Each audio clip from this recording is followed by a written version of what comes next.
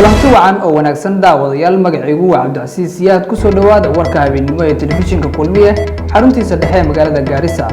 Qodobada warka habeenimo ugu doorka roobna waxaa ka mid ah shacabka Garissa oo loogu baaqay inay raacaan awaamirta ku aadan caafimaadka ee lagu xakameynayo cudurka COVID-19. shan ka mid ah senatarada xisbiga Jubilee oo loo haysto inay ka soo qaybgelin kulan ka dhacay madaxtooyada iyo 5 qof oo ku dhimatay qarax loo adeegsaday gaadiidka xamuulka ah oo ka dhacay dalka Afghanistan. Qodobadaasi iyo kuwa kale oo xiiso badan ayaad ku daawan doontaan warkeena habeenimo.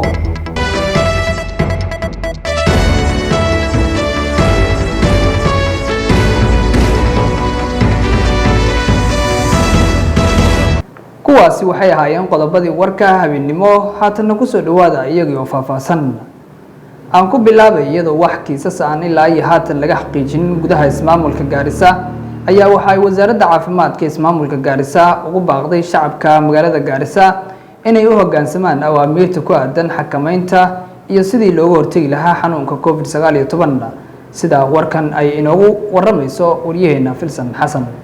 wasiirka wasaaradda caafimaadka Ismamulka Garissa Ahmed Nadiir Umar ayaa ugu baaqay dadka ku nool deegaankaas inay raacaan talooyinka caafimaad iyo amarada dawladda ee lagu xakameynayo faafitaanka caabuqa corona. waxa uu carabka ku adkeeyay in ilaa iyo hadda Ismamulka Garissa aan laga xaqiijinin kiis la xiriira fayraskaas isagoo dhanka kala digniin adag u diray cid kasta oo ka soo safraysa Nairobi isku daydo inay tagto Garissa. alxamdulillah waa mahad ilaahay ilaa iyo hadda wax coronavirus qabo oo Garissa lagu arkay mise lagu haya malaha dad ilaa 44 dhan ayaan baaritaano aan ku subinay kulligoodna dhammaan natiijadooda waan helnay kulligoodna waxay tusinaysaa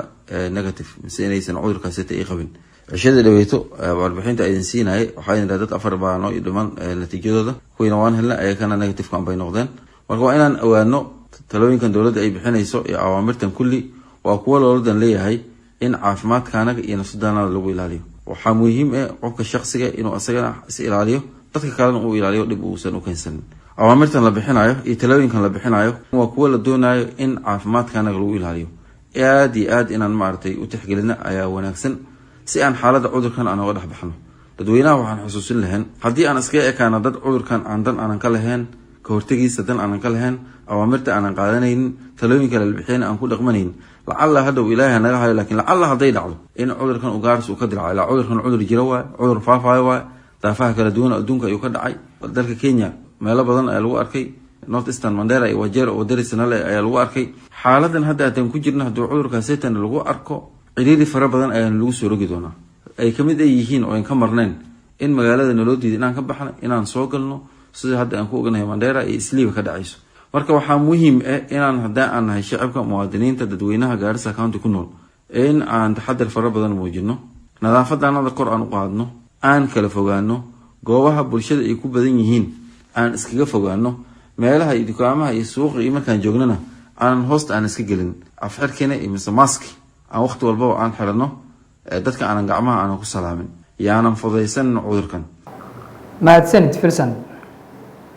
xogayaha xisbiga Jubilee Master Rivail Tuju ayaa sheegay in loo soo gudbiyay 5 siyaasi oo la sheegay in aysan ka qaybgelin kulan ka dhacay aqalka madaxtooyada ee dalka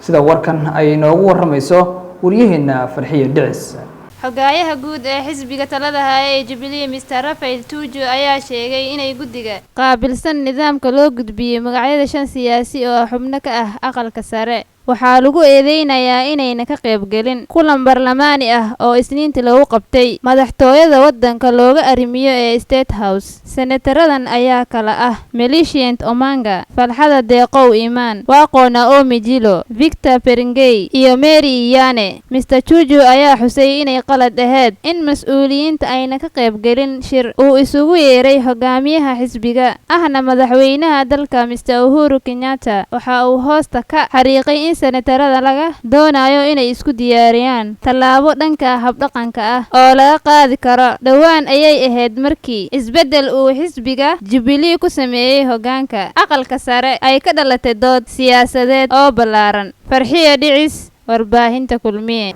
mahadsanid Farxiyo Dhicis. qofkii ugu horeeyay u dhintay xanuunka COVID-19 oo lagu aasay Ismamulka Bomet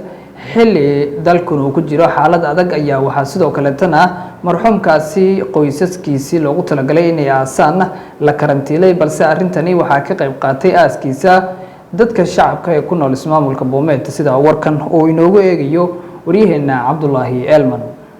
ayadoo dadka degan ismaamulka Bomet ay u cararaan guryahooda xilliga bandowga ee halka saac fiidnimo Arbacadii ayaa Land Rover ku artay meedkiiskii ugu horeeyay COVID-19 ismaamulkaas oo lagu sii waday tuulada Kaagood si loo aaso saraakiisha caafimaadka dadweynaha ee ismaamulka ayaa maamulay aasitaanka 55 jirka Eric Kosge ayadoo la raacayo borotokoolka ay dejisay wasaaradda caafimaadka dalka tiro yar oo ehelka ah oo la sameeyay xiriir marxuumka ayaa goobjoog u ahaa aaska halka qoyskii inta kale ay karantiil ku jiraan aasitaanka marxuumka ayaa ahaa Arbacadii halka saac ee fiidnimo xalay taasoo qaadatay daqiiqado dhowr ah kaliya dadka tuulada ayaa la sheegay in goor hore oo maalinkii laga codsaday inay gacan ka geystaan qoditaanka qabriga marxuumka maadaama 16 ka mid ah ehelkiisa ay ku jiraan karantiil lagu haayo dugsiga sare ee gabdhaha Kablong deegaankaasi Sotik Cabdullaahi Elman warbaahinta Kulmiye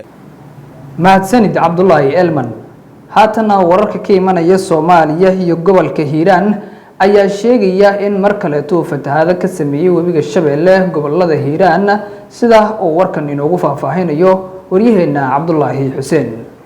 wararka ka imaanaya degmada Jallaqsi ee gobolka Hiiraan ayaa sheegaya in tuulooyin badan oo hoos yimaado uu ku fatahay webiga Shabeelle maamulka deegaanka iyo dadka ayaa bilaabeen inay iska moosaan ama iska xiraan meelaha biyaha ay ka soo butaacayaan dadka deegaanka ayaa sheegay in arrinta ugu daran ee haatan taagan deegaanka ay tahay in ay dunto buundo muhiim ah oo deegaankaasi isku xirto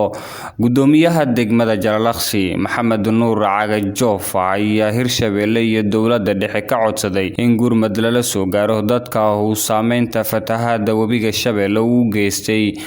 Xuseen warbaahinta Kulmiye haddii aan intaas uga soo laabano wararkii gudaha iyo Soomaaliya haatana caalamka wararka ka imanaya dalka Afghanistan ayaa sheegaya in qarax loo adeegsaday gaadiidka xamuulka ah ay ku dhinteen 5 qof waxaana warkan inoo faahfaahinaya waryaheena Zubayda Salah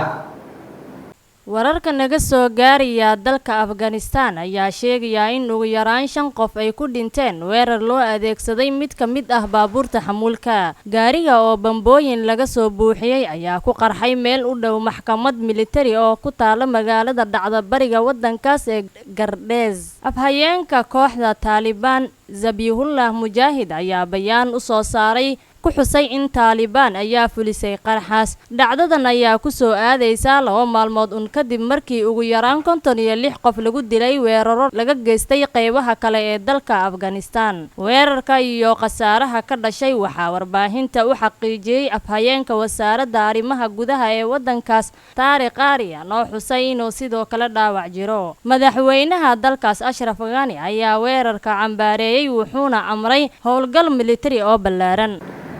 mahadsanid Zubayda qodobkaasi ayaana ugu dambeeyay daawadayaal war wixii daliyay dibad aan idinkaga haynay